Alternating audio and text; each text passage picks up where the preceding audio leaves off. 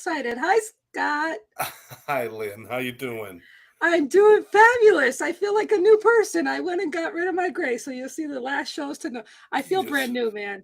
What was that old commercial? I'm going to wash that gray rat out of my head. I sure did. Yeah, you did it. I did it after my ex-husband or my ex-boyfriend came and visited for 2 weeks. So now I feel all brand new. I'm just going to leave it at that. Well, after the ex is gone, now I'm going to pretty myself up. While he was there, screw him. Forget about it. Yeah, exactly. I got some good news. Good news. Tell me. That the base for the online Sober Life art has been built, and we will be launching the first week in September. I love it. So, and I've got 10 artists that are lined up who all use art to conquer mental health and addiction issues, and they use their art to do that. And one who used to be a professional photographer who's got beautiful stuff. But this is going to be great stuff. It's going to be coming out. In September is National Recovery Month, so it's the perfect month to launch Sober Life Art. So that's coming soon. Just my own commercial. I don't have a book to promote, people. I've got to promote something. I got to hurry up and write a book. I'm just going to write like 3 pages. Make a book. But. Well, you know what? I'm going to bring Debbie up here real quick, but she could share with you somebody that we have that I think the book is in the making. So why don't I pop Debbie up here real quick? Let's do it. Debbie Bettendorf. Oh, you're going to bring her up? I'm going to bring her up. Watch this. You want me to do it? There we go. There she is. Going to pop me up. She's fine. You're fabulous. Which, by the way, I want to tell you, in September or by October, we will be in iHeartRadio podcasting as well as everything else. So I'm super excited. But speaking of not having a book yet, we have somebody, I don't know if he wrote a book yet, but I'm going to give this to Debbie real quick. Go ahead, Debbie. Yes, because he is an amazing man. And I had him on my show a couple of weeks ago, and I enjoyed him being there so much. He has so much to offer. He is not only an entrepreneur with his own business, he also has a contracting school. It's the Pavement Group, I believe, is his business, his real, like the big business. But then he has Top Contractor School, which is amazing because he brings everybody together all over the United States and perhaps even beyond to coordinate, learn from one another and all of that. He is also a podcaster, which I enjoy his show so much because he always has really profound things to say. And he's such a genuine guy that you just know whatever he is saying, you believe it and you know he means it. And you know, so many times we don't have that in life. So I'm a big fan of Brian Hess, the real Brian Hess, coming to you. Brian, welcome to the stage. Oh, you're muted. I don't know why you're muted. You must have muted yourself. Oh, there we go. There we go. Like, I didn't do it. Brian, you'd think I haven't done this before. Yeah, Mr. Podcaster, I'm so honored that you're here with us. So this, as we all see it, has become something that we just love being with some amazing people, and I couldn't imagine not inviting you to be here with us. So it's a true honor for you to be here. And so go ahead, Scott. Go ahead and invite the rest of our crew here. Go ahead, take a look who's joining us. Gary. It's my man Gary Wayne from Live Out Loud podcast joining us today. Thank you, Gary, for joining us. Let's see, who are we going to start with? I think we're going to start with. You know what? We're going to start with the guy we usually don't start with. Let's bring in Barry first. Barry Selby. He's got a book. Yes, you got all the books ready. Yeah, he's got a book. I got my book. I never plug, but that's just a little thing. And what is the name of his book? 50 Ways to what? 50 ways to love your lover. Yeah, love your lover. 50 ways to leave your lover. And then I correct myself. Yes. Every time. Yeah. We'd be disappointed if she wouldn't, right? I wonder if Paul Simon ever read that and thought, well, maybe I did the song wrong. Maybe he's thinking, right? Yeah. Well, had he met Barry first, it would have been a song. He would have sang the song differently. That's true. That's true. Barry, thanks for joining us. And of course, we've got the one, the only, the legendary man himself, Bob Donnell. Guys, he And we've he's already all apologized to Bob because we know we're going to upset him somehow. So we already well, apologized. Lynn fell upset. asleep. Lynn fell asleep while he invited me to a special next level dinner with an amazing guy that he wrote. What did he write? He wrote the song to We Are the World. We Are the World. No, he co-produced that. Or co-produced that. Amazing, talented guy. Amazing. So he got to work with Michael Jackson and all those guys. That is so cool. That is so cool. Guy. Amazing. And we have to say, Lynn wasn't there in physical body, and she didn't fall asleep in person. At least she was virtually there, and she was literally smiling with her eyes closed. I was like, and you know what? Really I have a feeling when I apologized to Bob, I don't think he knew what the hell I was talking about, but I guarantee he's going to go back and look at that video again, and I'm going to really pay for this. Lynn, I think the screen just froze at not the best time. Yeah, well, that's what we'll go with. Yeah. Thank you. The whole falling asleep with a smile on the face and just mumbling. That's how I got through my first wedding. But I'm bummed. And our resident Hall of Famer speaker. And we've got Steve Rizzo. There we go. Conversations with Bob, Steve Rizzo. Steve, thanks for being here again, brother. Thank you. It was supposed to be Conversations with Bob Donnell, but he was too busy now. He was afraid of getting sued. Scott Jones would have called it Conversations with BYOB. Oh yeah, back in the day, absolutely. So about our a bit more like Conversations with where am I? But no, that's all good. That's so good. Oh gosh. So Brian, don't be intimidated by all this because we all just kind of like talk over each other and talk to each other and talk at each other, but it's all groovy here. We'll say whatever you want to say, but all good, man. Did you say groovy? I say groovy all the time. Everything for me is cool in the gang and groovy all the time. All right, that's cool. That's groovy. Yeah. But I'd love to know, Brian, if you could just tell us a little bit about yourself, just to get the ball rolling. I'd love to hear a little bit more about you. Yeah. So as they mentioned before, founder of the Pavement Group. So I'm a guy born and raised in Western Pennsylvania. So I'm from just outside of Pittsburgh.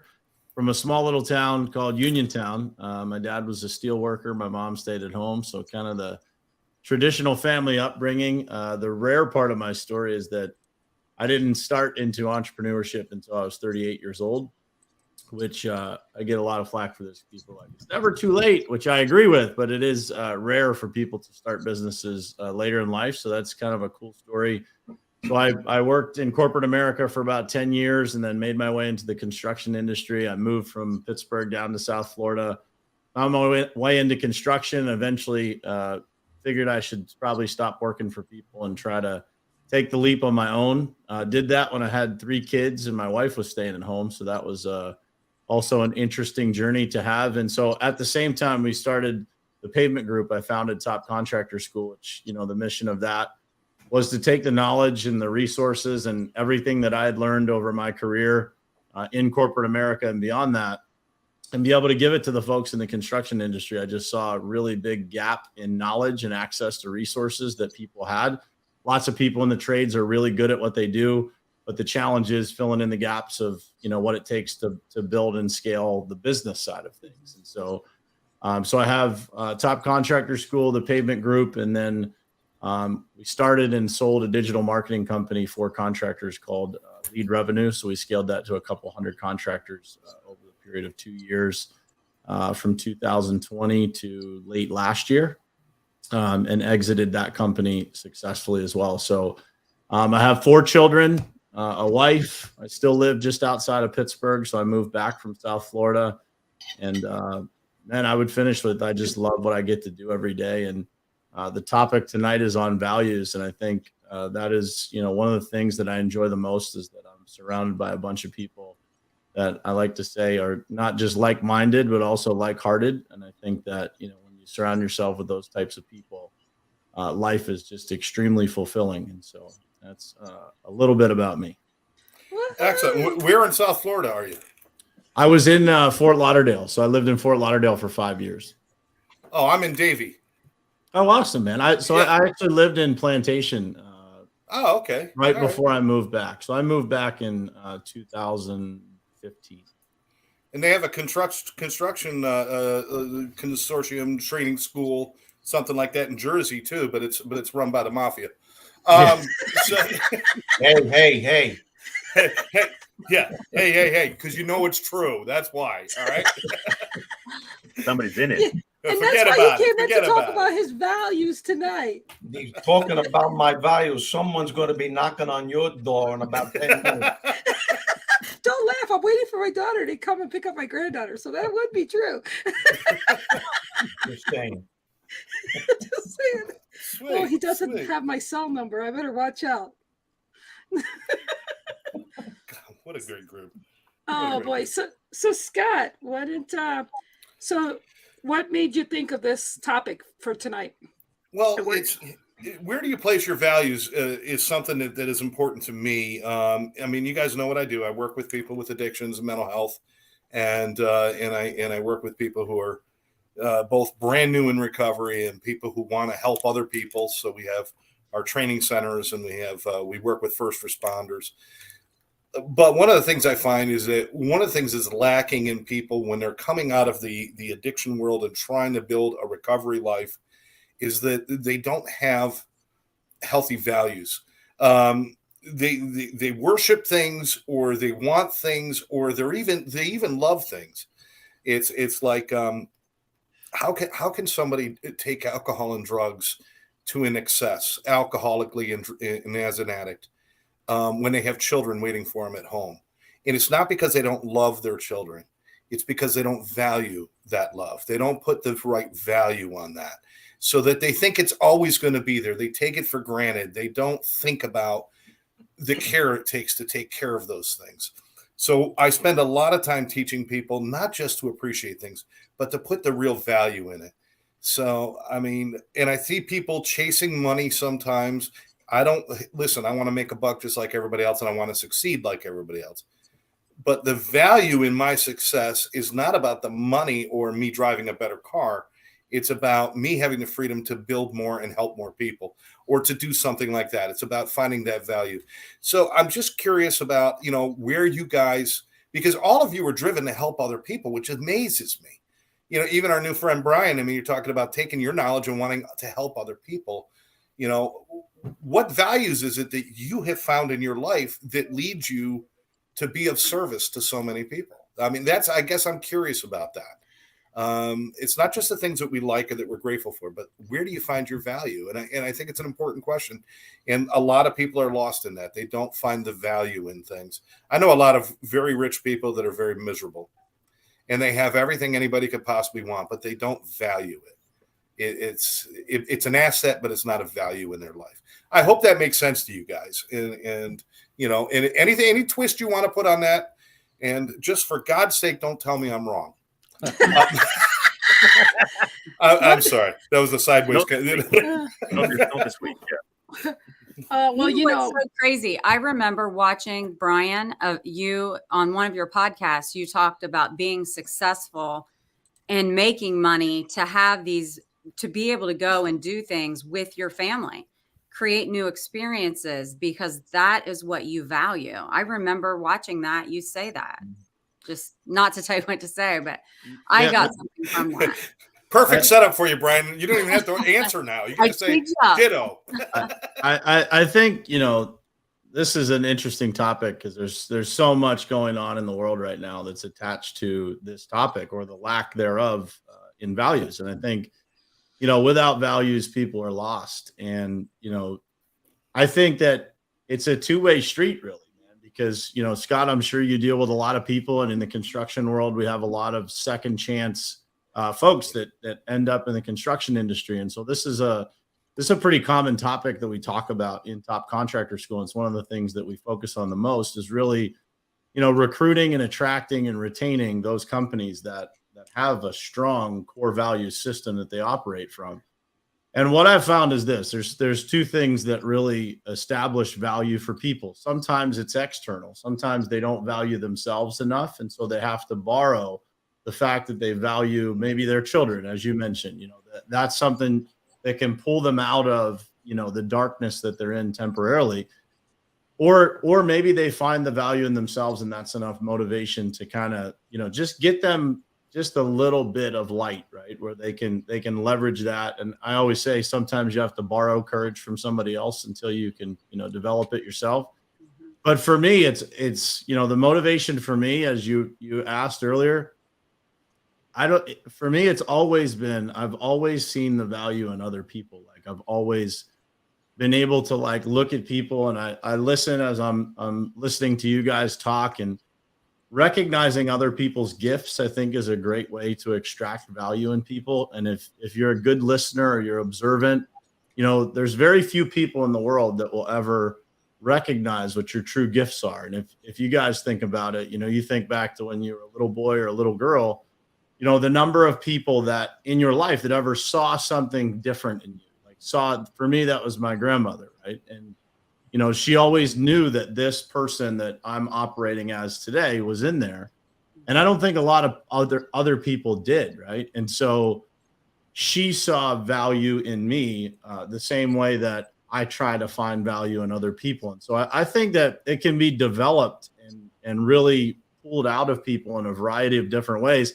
And I think the experts, the people that do what you do, Scott, and I'd like to believe the people that do what I do as a coach or a mentor, the people who are really talented at that, they can observe and listen and really help people see their own value or the value that exists in their life, whether it's them or these other people. And that's the spark, man, that it takes to get somebody back on track and to really believe that they belong on that right track. And whether that's off track professionally or, in the world of addiction and recovery, I believe that values are the foundational elements that you start with every time, and being able to pull that out of people or show them that in their life is the greatest gift that you can have as a mentor. Thank you so much, Brian, for well that. Said. Well said. I want to throw in the fact that for some people, they're like value, like, what is it, what I know, or this or that. But I think we got it twisted when we were little. We forget value comes from what you believe of yourself. Within yourself. It's an inside job. And if you see what you have to give to the world, or what people like you that you're influenced by or that you care about, and you see the value in them, you could start saying, well, where's my value in that? I think we've lost the fact that value is an inside job. And the value could be just being polite. Go ahead, Brian. Somebody said it earlier, but the world operates on this premise that, material things or money or something like that is somehow going to fill your cup. Like it's an external idol that people place on things. And that just leads to disappointment. And you see it so often, right? When I have this, I'll be better. When I get this, I'll feel better. Or and it really is, it's an inside job. And that's tough, man. For people that are in a tough place, it's hard to really establish. It's like, the things that we're all marketed to. It's all, it's all incorrect from a values and foundational element. And so society sets people up for these disappointments. And so it's really the people that we surround ourselves with that keep that clear and remind us of what's really important. And that is the foundational values and surrounding yourself with people that love you enough to tell you the truth. Yeah. Yeah, the integrity and accountability and perseverance and the discipline and the respect. And Scott and I are so honored that all of you, and even you, Brian, you're a very busy guy, that all of a sudden we've just have these people that come just to unite, podcasters, authors, whoever you are, housemaker, we don't care. We just care to have a discussion. We may not all agree, but we respect to hear everyone's, viewpoint, because as we all see it, we have a different perspective and perception of things. And so many people are afraid to have a forum where we can all have our opinion and in a civil arena here. So, Bob, I want to talk to you about this specifically with what you do with the next level. And I imagine people are always looking for they're looking for something when they're moving and they're trying to elevate themselves or do something different. They're looking for something. How important is their base values when they're doing those things? Well, I think if they don't understand what their base values are, the challenge of acquiring anything is going to be very in jeopardy. So the values, when I read this first, I was like, okay, are we talking value? Are we talking where we're getting our value, where we're putting our value, or where we're seeking and getting our value from? So it can go a lot of different directions. Yeah. I think it's imperative that we have an understanding of what we do value and what we get value from before we can seek to become anything other than what we already are. And the next level pillar is every next level demands a different you. Well, that's interesting. I hadn't thought of that. Is it a complete shift or is it just an adjustment? I think it's a fine-tuning adjustment along the way. It's kind of like the airplane that leaves New York or leaves LA and goes to New York. There's adjustments all along the way. The bottom line, it never changes their destination. It changes what they're going to have to do and the adjustments they're going to have to make in order to get there. You know, it's funny because I've seen people not make it or make a shift, and also, they shifted in who they are as they progress. Yeah. And I've seen that backfire on people too, where I've seen people go up to the next level in their incomes and everything else, yeah. And they're actually more broke than they were when they were at the bottom level because they were thrifty and they were careful. And then people would overextend. So it's a fine line when you're talking about shifting too much. You've got to keep the value, the things you value in order, and not just start buying stuff to fill yourself, right? Yeah, and I think the biggest differentiator is whether you're seeking value from that or that is valuable to you. And so your values is that baseline that you operate from. And so when we talk about values, we have to say, number one question I ask is, if I'm asking a coaching client, what is your value? What do you value the most? My second question to them always is, if I were to follow you around for 5 days, would there be enough evidence to convict you in the court of law that was your value? Yeah, I love that. That's excellent. Which 5 days? I need to know ahead of time. Yeah. You and me both, brother. Because I can go off on a tangent. It's just like, they could lock me up for a while. Hey, as a peace officer, I always tell people, anything you say, Ken, will be held against you too. So, so be careful what you say. Well, as Mark Twain once said, never do wrong when someone else is watching. And Steve Rizzo sitting there with Bob having a conversation. I can't wait to hear this conversation. That's awesome. Let me jump to Barry for a minute. When we're talking about, having things that you value, and it goes both ways. Either your personal values, the things that affect you, or the things that you extend yourself out to and value those things, like the people in our lives and our partners and our relationships. There has to be a certain amount of placing a lot of value in your partner to have a healthy relationship, right? Mm-hmm. Yeah, I would go further than that and say that it comes down to common values with your partner. Because if my values don't match my partner's, we might not find a way to fit together. So having certain things you have common values. For example, well, let me just back up for a second. I live in LA, and a lot of people externalize their values on what they have versus who they are. That's one of the traps we have in this town. This town particularly has with the cars and the houses and the bling, so to speak. I mean, Beverly Hills especially. So there's a culture, especially in this part of the world, and there is probably in New York as well and other places as well, where the values are externalized. And so the people oftentimes, I think what Brian was talking about, is that we're always searching, seeking, trying to get to a certain point. To say, okay, now I'm valuable because I have this much money now, or this many houses, or this much, this many cars. When the truth is, our value is definitely inside. And that's the key, is what Bob was saying too. Our value is how we stand for ourselves. And in relationship, having values that match or at least overlap, because they may not be perfect, but if they overlap, that's how you have a healthy relationship. Because if your values and your partner's values are discordant or combative, there's no way of having a healthy relationship. It becomes challenging. Mm-hmm. So heck, if you live in Montana right now, the value is, how much is your value of your house right now? Which is crazy. But anyways, you're in LA. Now I know where I remember you. You were one of the gangbangers that tagged my rental car. I knew I recognized you. Put the bandana on. I'll know you. I'm hiding the ink. Yeah. Yeah, and his New Jersey accent. Remember? Yeah, the Jersey accent. So, right. Steve, you've shared with us before about going through personal change and everything, and how much of that personal change had to be your value system and what you valued in your life. Well, I think we have to differentiate. There are values. There are things that are very important to us, and then there are core values, which are the very essence of who we are. Mm-hmm. And for everyone, core value is different. Unfortunately, the key to the reason why most people are unhappy, I believe, especially in this country, is because they're not honoring their core values. They're either so caught up in trying to make a living that they've forgotten what it's like that really juices them and makes them happy, or they're so caught up in the crap of life that they can't get a grasp on what's really important to them. Core values are probably the most simplistic thing that could make us happy. Unfortunately, we leave them by the wayside, as I said, because we get caught up. I think you guys remember last week, I said one of the most important lessons that I've learned is that sometimes what you want in life isn't necessarily what you need to be happy.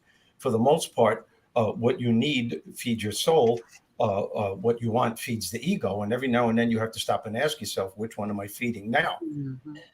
I have found the biggest blessing in my life. I wouldn't change my age for anything, because I have finally, through a lifetime of such difficulty, that I've come to a place where I realize for the first time, and maybe only the past 5 years, I'm honoring my core values. I know what they are.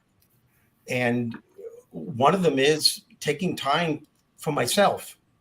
I'm living, I think this really exemplifies it. I'm living my life more on inspiration rather than ambition. Mm-hmm. Sometimes people, especially high achievers, get so caught up in this, I got to keep going, even though their goals are being achieved. When they have that sacred time out to enjoy other aspects of their lives, something inside of them, the big mouth inside, they're saying, no, you got to keep going. You got to keep doing more. I shouldn't be wasting my time here. Not even thinking or considering that it's not a waste of time. You're recharging, you're in a battery. And so my point where I am now, as a matter of fact, I was talking to Debbie about this. So, I'm in the process of moving. Now, I would love to buy a house. I sold my house already. A part of me wants to live out of New York. I may want to move to California, and I'd love to buy a house, but I love my grandchildren, and they're very important to me, and I know I mean a lot to them. Yeah. 20 years ago, I would have said my career is the most important thing. But right now, rather than me buying a house in another state and leaving my grandchildren behind, I feel they need me for at least another 5 years.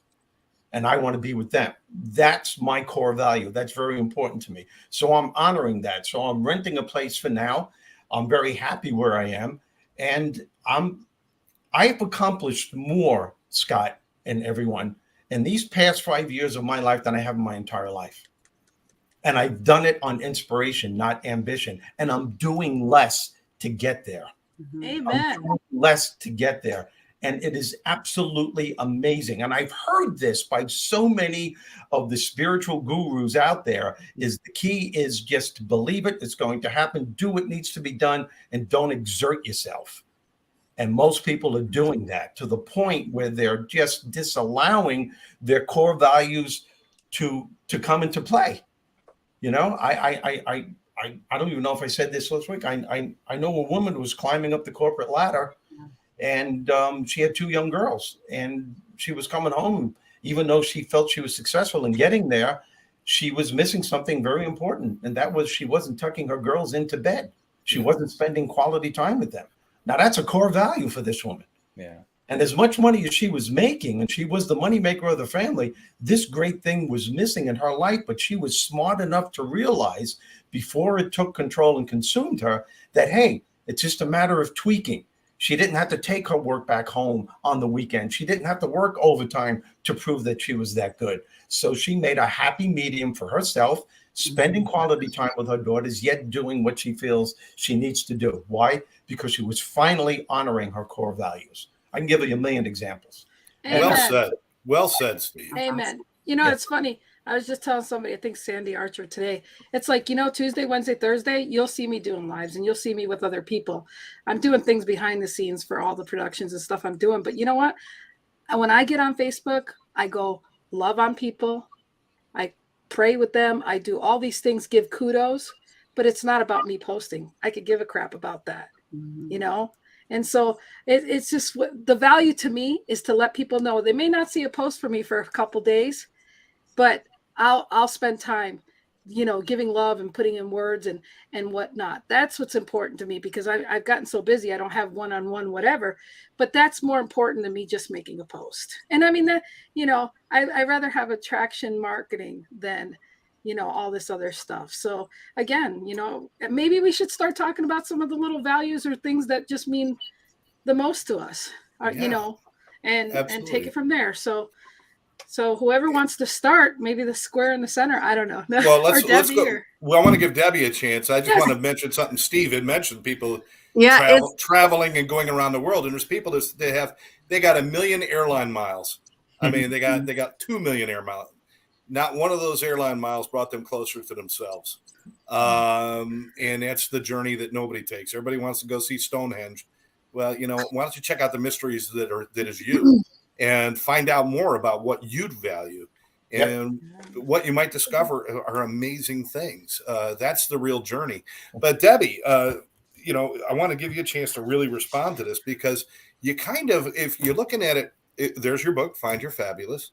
Yeah. I'm going to tell you, I mean, given our panel, you and Lynn make us all look like pretty old and crotchety there. But, you look like you got everything. Yeah, But that's tenuous unless you value it. Isn't that true? Right. First of all, no one has it all figured out and no one has it all. And looks can be very deceiving. Let's just say that. I do want to say what Steve mentioned resonates so much with me because about him staying with where he is because of his grandchildren. So for me, I had, what I wanted to do, and I felt like my purpose in life for many years was being with my children. I worked in the community as a volunteer. I worked, all of these things. That's where I felt like I belonged. And that's where my value was inside my family unit, running the family business. That's what I would always say to my husband too. And, he's always been very successful. And I've made sure that I have supported him and given him what he needed. And then also not having him have to worry about the kids. I've got this. And so I had one of my very wealthy friends told me, oh gosh, right now is the time, when I was younger, right now is the time for you to soar in your career. Right now is the time, Debbie. When your kids get older, you've kind of missed the mark on that. You need to do this now. And I remember thinking, and it got in my head a little bit I'm human, right? I knew where my value was, and I still continued, no, this is what I'm doing. But it made me even more assured in what I was doing when I thought, how would I feel when I know that's not my soul's purpose? I wouldn't be in a joyful place going and traveling and being corporate when my kids were being raised by someone else. Now, when I say this, I also want to say this. My friends that I had that were going and, being a mom plus being they handled it very well. I'm not saying it can't be done. I'm just simply saying where my value wasn't separating myself into two different places. So that was my value then. So what Bob Donnell said also resonates because I'm on the plane. My destination is the same, but I'm making adjustments as I go along. So these adjustments that I've made are this. I feel, I had a lot of soul searching to do when my kids started getting older because I'm like, oh gosh, now who is Debbie without them? Because the value that I've put into them and my time and effort and energy, what ended up happening with me is my identity as just Debbie was lost in my family unit. So once they got older, then I had to start evaluating what my values are still with them, but they're self-sufficient now. Who am I? And so, and I remember my grandmother saying years ago, Debbie, who are you without anything, without any of the material things? Who are you? And can you be happy without things? And the reality of it is things don't make you happy to begin with. And that was her point. So I did a damn good job with my kids, and they have integrity and good morals, and they're good people, and they're going and doing things. And now I feel like it's my time, and I'm figuring out myself, and I'm writing books, and I'm starting podcasts, and I'm meeting cool people. And so my value now is more in to that little adjustment on the plane, Bob. I'm on the plane. Yeah. I might not be 30,000 feet the whole time, but I'm coasting to my destination, and I'm having fun in the process. Bob, it is so awesome. It's so awesome for us to watch this happen for you. Thank and you. to be a part of it with you, and to be friends with you. And it's just, you know, it's so energizing, and it inspires. I know it inspires me. I'm sure it inspires all of us to watch you every time, and how good you are at what you do. And it's awesome. Thank you, Scott. I appreciate you. Thank you. But do we have somebody pop up here? Yes. Do you see who it is? No, because I don't have the. I got to scroll and I got to do other things. Look, I'm giving oh, look who right. it is! Look who it is! Woo-hoo! It's the one and only Rex Steven Sikes. I love you, Rex. We've missed you on the show. We missed you. Oh shoot! I thought it was Carl Reiner. Okay, never mind. Good to see you, Rex. You're talking to a 100-year-old man, you know.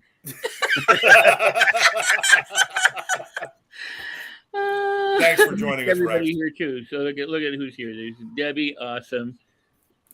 Where did we go? Scott. Now you took away my view. Scott, Bob, Steve, Barry, Lynn. Who else is here? Brian. You're confusing them, Lynn. I love you, Rex. We have missed you. Too. I've missed you all. It's nice to be back. Thank you for holding up my book. Just, you know what, Lynn? If you would walk through the world holding my book up like that, everywhere you go. Go get mine. You know what? That and I'll tell you what, you guys. These two guys, I am so blessed to love and know. These two are making. I just got to take a minute and say this. We are blessed with mentors, thought leaders, Bob Donnell. I mean, it's just amazing, the people that are here together and that are just sharing. And I don't know what Miss Sparkle Debbie over there is doing. I'm sorry, my dog. She's looking for her book. But you know, as far as values, these are guys that help me, my mentors and friends that I really, really am grateful that we all need people that keep us center. And like Steve Rizzo to make his book and be a storyteller, and knowing he went through the trenches on his stuff. And then Rex, Steven Sikes, who was there at the beginning of NLP and his own, he's just done so many great things for humanity, as well as be an actor. He gives value. I mean, these guys just so much value. And I am just honored for them to be here in the friendship. And this is what people need to understand. We're all different, but we're all here for a common cause to share what values and things are, you know. And I'm going to give it back to you, Scott. I'm just fanning on everybody I'm just thinking Brian and I got to leave the show until we finish our books. No, we're inspiring you guys. You know what? I realized my books are on the wall behind me. My paintings are my expression. Yes. That's who I am, and that's what I bring forward. Yes. And I'll write a couple of words on the back of each painting, and that'll be my book. So that'll be it. But that's my work. Oh, write a few on each painting, but make a sentence over all of them, so everybody has to get together in order to understand it.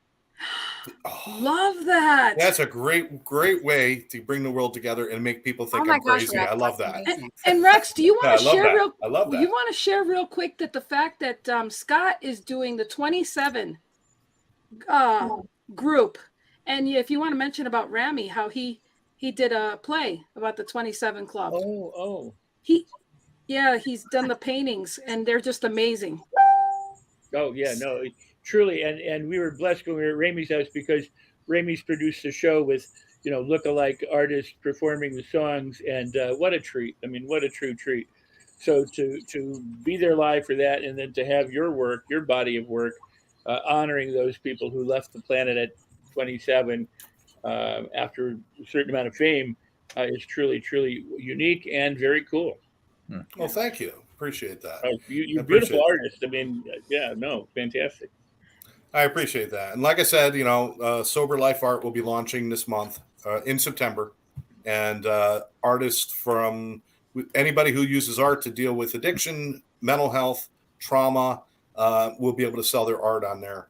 And 20% of everything we make is going to first responders and helping them with trauma. So that's what we're doing. So, but anyway, yeah, I want to ask Rex, because you got to catch up, brother. We're talking about value. And I don't know if you were catching any of the show before you joined us. I didn't. I went, oh my gosh, it's Eastern time, not Central time. So I jumped in. Well, thank you. Well, we're glad you're here. It's just a matter of there's a lot of people that want things, that chase things, that do things like that. But it's about the things that you truly value that really determine pretty much your direction in your character. And if you go against those values, or if you don't have those values, then most things are going to be hollow. So I just wanted you to speak to that, if you could, about how important it is to stay true to those values and to value the right things in your life.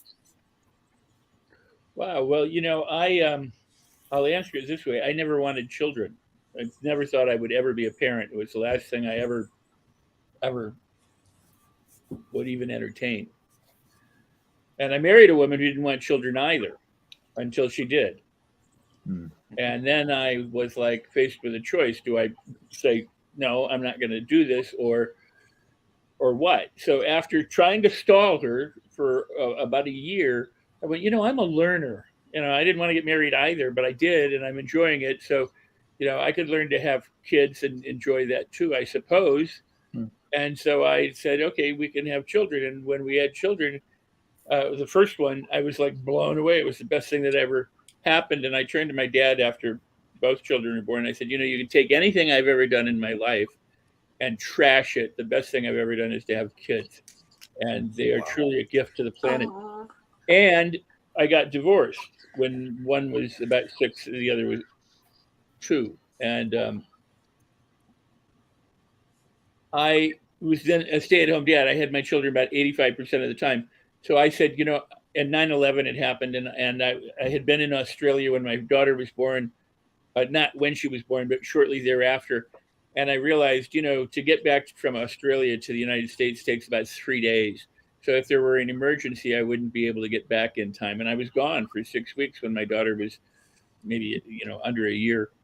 I said, I will never do this. I will only go as far as I can drive and get back, or maybe fly and get back. And I became a stay-at-home dad. I worked behind the scenes. I did corporate consulting. I stopped all my public seminars. I totally disappeared from the public so that I could raise my children. And to this day, and I took a huge backward step in terms of where I was career-wise, if you want to call it that, or public awareness of me, or other thought leaders have come up, and kind of took my spot, whatever you want to say. And I don't regret a second of it. I don't regret a second of it. The kids, to have my children and to have that life and to be able to have done that means everything to me. And if tomorrow everything were taken from me, I still have what I did. And it's a testament to the love that I have for them and the love that they have for me. And I wouldn't change a second. Incredible. That's great. Incredible. Well, and there are other people who sacrifice far more than me. But the point I'm making is that what's important to me was when I got divorced, so the way kind of all this precipitated, my wife said, stay here in California, you can be a summer dad and your kids can visit you in the summer. And I said, no, I didn't become a father to be a summer dad. I became a father to be a father to these children. And so that's what I've done. And I stand to this day. Kids do inspire you to be the best you can, even though we may mess up with our kids, because as much as we try and whatnot, but I screw up my kids just like everybody else screws up their kids. I mean, but it's part of life. But I mean, yeah. Oh, that was well said, Rex. I know I've got 2 beautiful kids, 3 total, but 2 of them are beautiful. And they better not be watching this. They don't. No, it's okay. It's okay. The ugly one doesn't know how to use the computer, so. But no, I love them all. Even the ugly one. Sometimes. No, but I agree with you. Some ugly people make beautiful kids too, so keep that in mind. Yeah, and one thing I wanted to mention, I'm not, sometimes I come off and I don't want people to think that I'm anti-advancement or I'm anti-growth or I'm anti-ambition, because I think ambition is necessary. I think you need to want to be ambitious and to accomplish things. I think it's exciting to do that. But just make sure it's in alignment with what really makes you happy and not what everyone else is telling you should make you happy. Yep. That's one of the things I want to say is we're talking about our values, but we've also got a system and a nation and a media that wants to assign our values for us. And every day we're getting bombarded with, oh, you're happy there, but you don't have this, so you can't be happy. That's a struggle, and we all fall into it. It starts at such a young age. By the time we reach adulthood, it's like, we're kind of programmed, and we got to kind of like fight against that and reprogram ourselves to say, you know what, screw you, TV. I don't care if I'm driving a Mercedes or a Yugo. All right, well, maybe not a Yugo, but a Mercedes or a Kia. That doesn't determine my happiness. It's where I'm going when I'm driving that's going to determine my happiness. Yeah, that is so well said, and I think that's a key to being happy. When I made the shift from doing stand-up comedy to become a speaker, a business I knew nothing about, but I knew that's what I was supposed to do. That's where my heart was.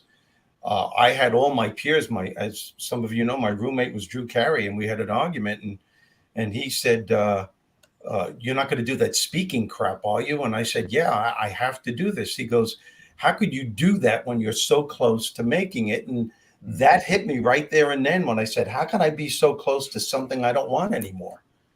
I just can't do this anymore. I don't want to do this anymore. He goes, but you're so good at it. And I said, I know, just because I'm good at something doesn't mean that's what I'm supposed to be doing with my life.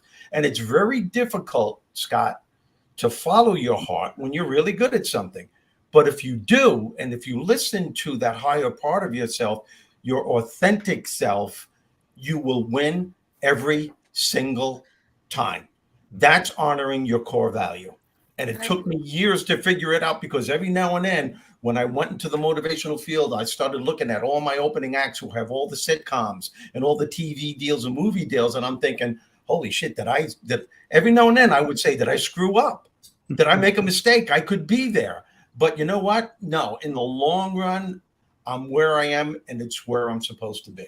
It's where I'm supposed to be. I think Rex has something to say next, too. Well, that was beautiful, Steve. It really was. And I so appreciate that. 2 things, and I'm going to try and recall them now.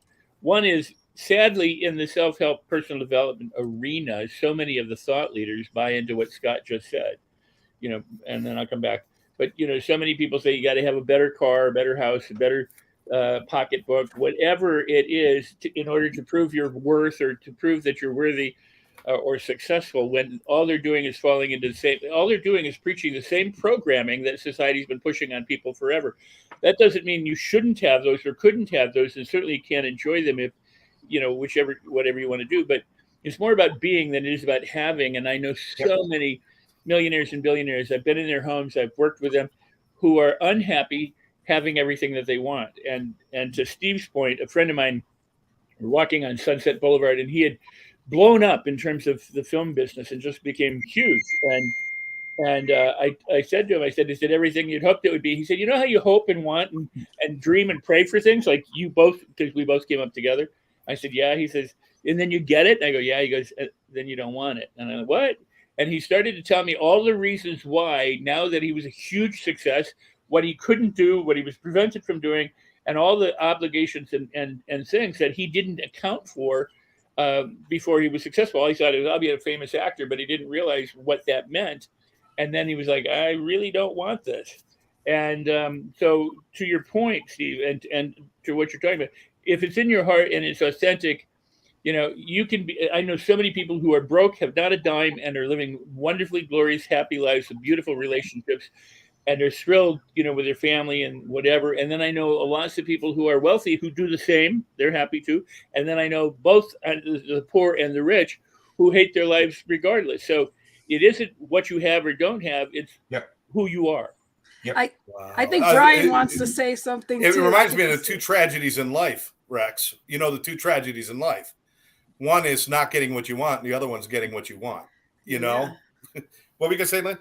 Brian looks like he's got something to say. Brian, I'm a big one on this. We're talking about the power of social media, and while social media has been a thing that has brought all of us together here, and has the power to help so many people, I think that what we're talking about this evening is values, and those people that maybe don't have strong foundational values, they could really get sucked into this idea of, and somebody said it, but the thought leaders, I think it was Rex, the thought leaders are selling this dream of, you got to work this many hours a day, and you got to do this, and you got to do this to get ahead. And people buy into that. And while some of that may be true, what I think happens is that I call it falling into the funnel, right? Like, people follow people that they look up to.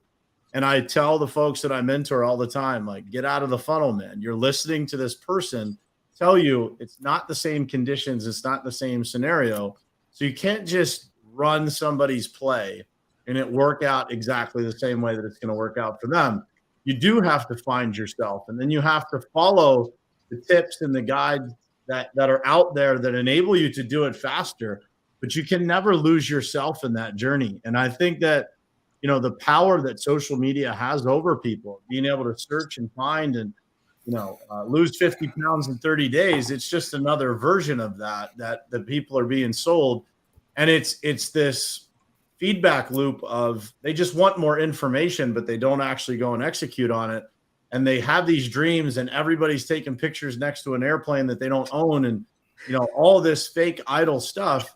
But it all starts with a crack in the foundation of values, because people are searching for something that they don't find within themselves, when in reality, it's in there the whole time. They just have to have someone in their life that can help pull it out and show them how valuable they really are. And that's, what I believe everybody on this screen is trying to do for others.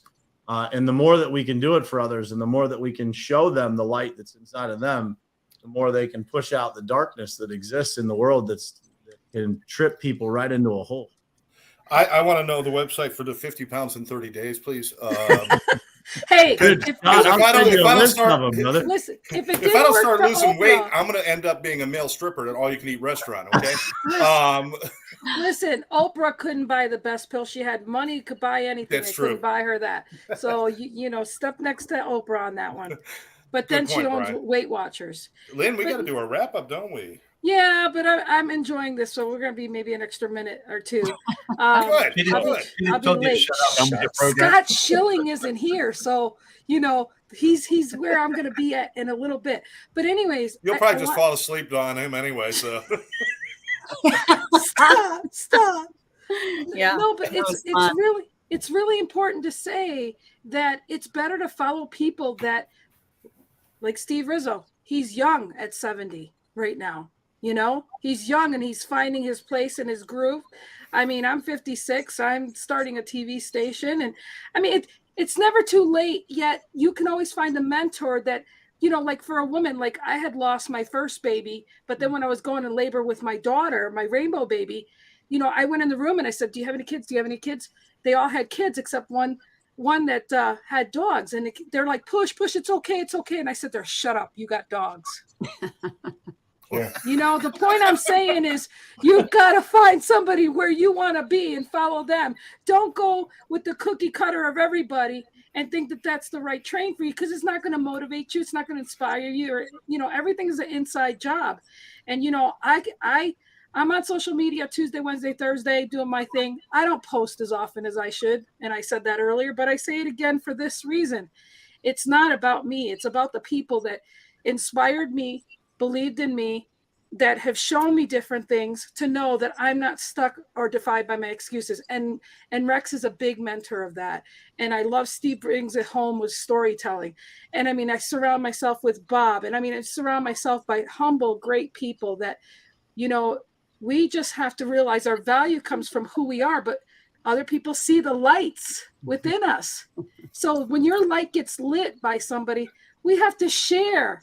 We have to share that value and that light, because we all should elevate each other together. Absolutely. Not just for me. When you find something good and you want to share, you just don't keep it to yourself. Like Absolutely. Rex, every day, 7 days a week. I haven't been there lately, but 7 days a week at Clubhouse, he is there giving wisdom. He's not getting paid for that. He does it because he wants to elevate everybody. He's not in there saying, what's in it for me? I mean, yeah, he's got a business thing too, if you want more, but he gives you so much value. And Brian, I mean, everybody here, we're giving value. And there's so much crap on TV of manipulating you. You need to have this, or unless you want to be this or this or that. We need to change what people are seeing and give people things. This is what I love about, as we all see it, the Lynn and Scott show. We all have different perspectives on everything. So I think, like you said, wrap it up. We can all start with Brian and just go around the loop, or whatever you want to do here, Scott. But you guys have up to 2 minutes, 5 minutes to talk. So who wants to go first? How's that? Okay, Donnell, jump at once. Crickets. Oh my gosh, they got scared. I'll go first. I just don't know what the hell we're talking about. No, but that's just it. I think it's just wrap up the show with your thoughts on value and what it means in your life. And, you know, and maybe everybody could share one thing that they value that's special to them. I mean, I don't want anybody to get super personal. I mean, you know, but you know, I don't want to, you know, if it's creepy or get you arrested, please don't bring it up. But if there's something special that you kind of like is your own little kind of like slice of heaven that you hold on to that's important to you, share that, because people have to know it's not always the big thing. Sometimes it's just something silly that we hold on to that recenters us and helps us. So yeah, go ahead, Brian, wrap us up with your final thoughts. Yeah, I think for me, man, it comes down to valuing people, like genuinely finding the value in other people and expressing that. And I think that as we all do that and we truly try to find the value in others, that's how the world becomes a better place, just one person at a time, man. And sometimes that's all people need to get out of whatever situation they're in, or to get to the next level of wherever they're trying to go. I love it. I love that. It reminds me of Bob Donnell has a TED Talk that you guys need to go check out. It's amazing. And he says he sees you, and it is felt. Great TED Talk. Brian, that was beautiful. Thank you so much. It's an honor for you to be here. I hope you do come back. I will come back. For sure. Awesome. Mr. Rizzo. What? What? I love you. I think the thing I honor more than anything else is something I call my time. I love time by myself. We're talking about plane miles. I have over 8 million miles total in the past 10, 15 years, maybe more. I don't know. And now, lately, though, when I have a booking, I make sure I spend an extra day if I can, instead of just hurrying up on a plane and getting back home again. I do things that nourish my soul. I'll walk through a historical neighborhood. I'll take a ride somewhere to see some scenic views, or maybe just stay and relax in my hotel room, watch an old movie or read a book, whatever it is. But I love that time where I can just unwind after I do a wonderful presentation somewhere instead of getting on a plane. It's simple. It may be boring to a lot of people, but it's something that really juices me. It replenishes me.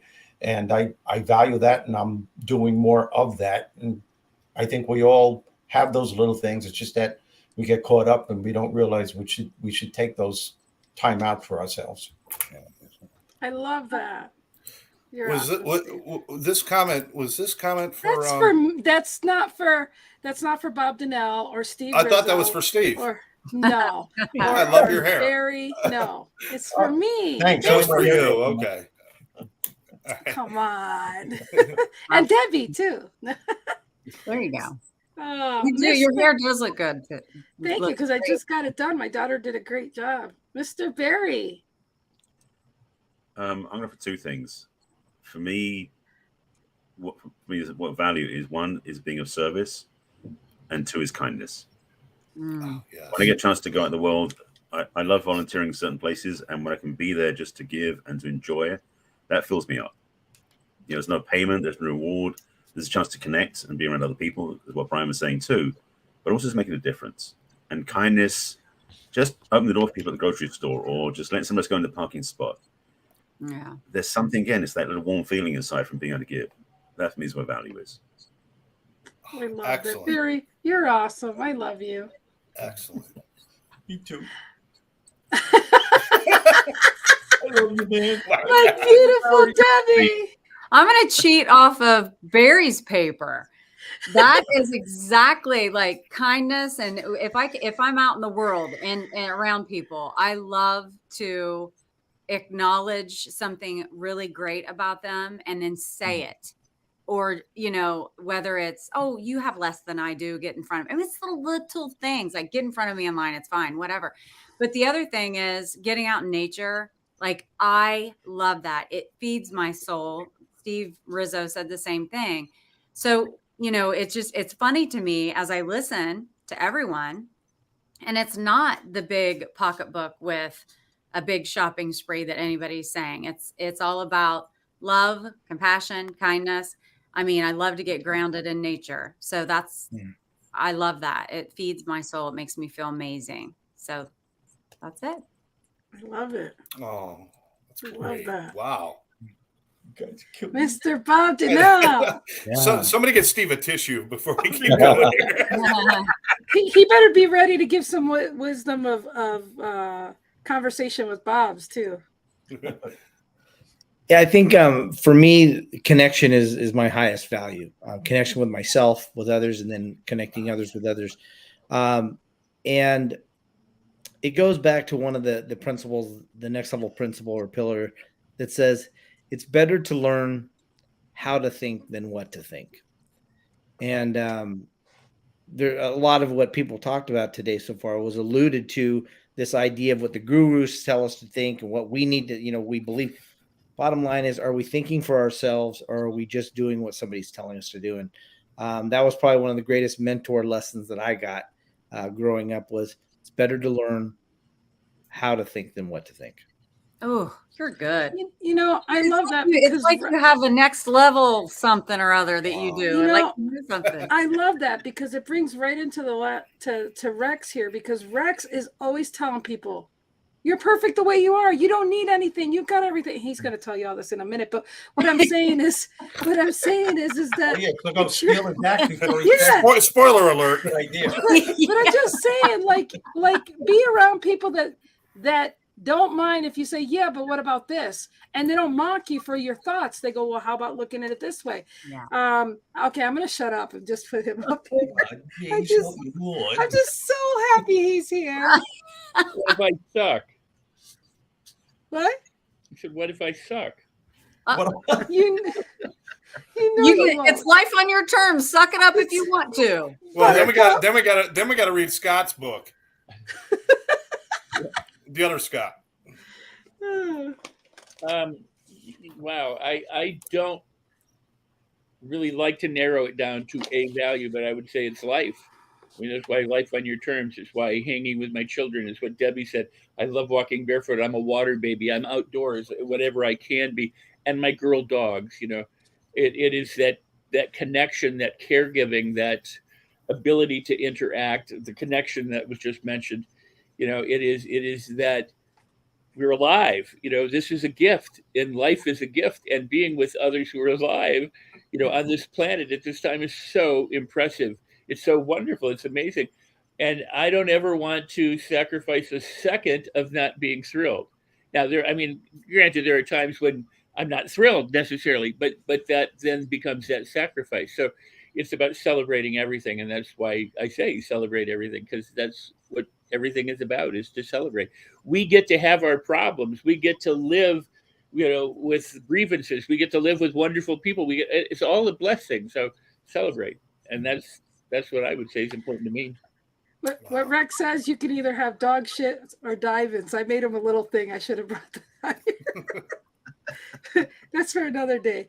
Anyways, so save the dog shit for another day, Len. Yeah. So Steve Rizzo, does you have any words of wisdom from Conversations with Bob?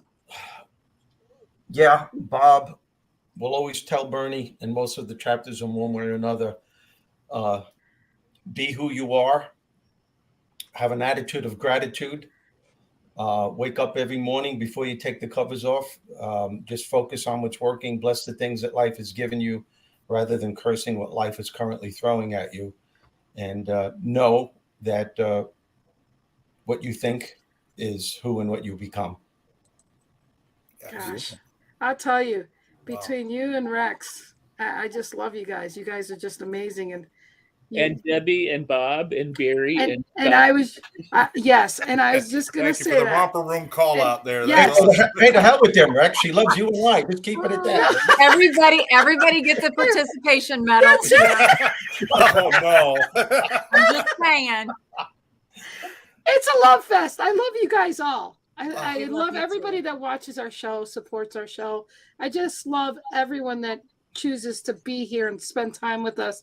And it's just an amazing, glorious thing to see that all egos aside, we're all here. Well, you know what, Lynn, you and Scott do a scrupulous job here, though. I mean, you guys, you have a perfect give and take. You're so good at what you do, and I enjoy being on the show. It's one of the best I've ever been on. So it's great. It's really great. Thank you. And let's remember, I just realized Brian's not here. He ding dong ditched us. He probably said, "Screw this." No, he had to put his precious children, which Rex, you would know. He's where his value is right now. Yes, he's put his precious children to sleep. I was afraid he thought probably had to use the bathroom. I think he thought when he gave his final thoughts, then he had to leave the room afterwards. It's like, no, you get to stay. You get to hear other people's final thoughts. Hey, he said he'd be back, but there's always next week to see if he does. Please. Hey, Scott, I have to say one thing before we go. This might be a coincidence, and maybe it's none of my business, but quite a few people have alluded to you writing a book. I think you should, man, with what you do and the people that you're saving every day. And I'm just going to leave this up to you. If ever you want to and you just don't know how to start, contact me anytime. And I would love to give information to you on how to do that. So. Absolutely, brother. Absolutely. I love it. I guess I'll throw my 2 cents in. Uh-oh. I know, here it comes. I think everything you guys said, not only could we develop like 20 inspirational posters for some office somewhere out of everything that was said today. But I think it's really important. I love that what you talked about with your values and the kindness and those things. And it's just like, kindness isn't something you get by going to college or by getting a raise. Kindness is something that you do. And for me personally, the one thing that I have to hold closest to me is what I value is the fact that I know today that I matter.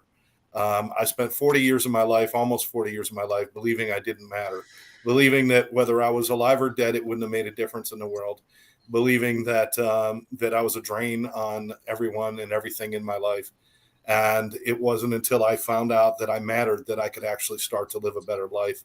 And that has to be my highest value, is that what I do, what I say, and everything I have has a ripple effect, and it's important. I do matter. We all matter. Everyone does. I don't care if you're on the street struggling with addiction, if you're home struggling with mental health, if you're the CEO of a goddamn company, everyone matters. And that has to be my highest value. Nothing I'm going to do is going to change the fact that I matter. But if I forget that I matter, I will stop to matter. I guess that's what I'm trying to say. But I really appreciate all of you guys so much. And Lynn, I love you with all my heart. We've been friends for many moons. I think we celebrated the anniversary of our 10th anniversary of our friendship 5 times. But we've been friends forever. But I appreciate all of you. You guys are great people. You do great things, and I value you. I value each and every one of you. Thank you for what you do. You started it again. Yeah. Oh, there we go. I could echo all those things. You know, you can help me with a book. I'll send you my therapist number, okay? Because I think you're going to need it. Okay. Not again. I'm used to being an introvert. I'm really used to just being quiet. I'm used to just absorbing things and letting them be and not articulate them. And once upon a time, I didn't even use my own voice to save myself. And my kids became my hero because they spoke their voice and other people spoke their voice so that I could have a voice today. And I say all that to say this. It's because everybody before me that I see my value. I can pick my belief. I have people that support me, love me, and see things within me. I still need my time for myself. I value that. I value the nature, hugging trees.